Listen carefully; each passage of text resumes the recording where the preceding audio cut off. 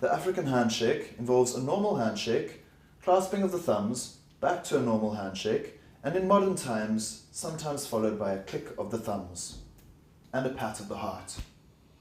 Notice the clasping of or touching of the elbow in a greeting, and in fact this is done in all interactions in African culture.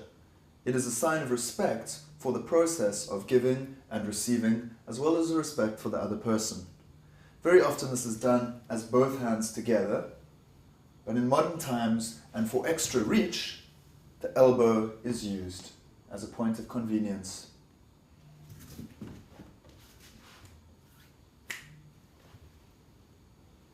Occasionally people hang on for a while, so be aware.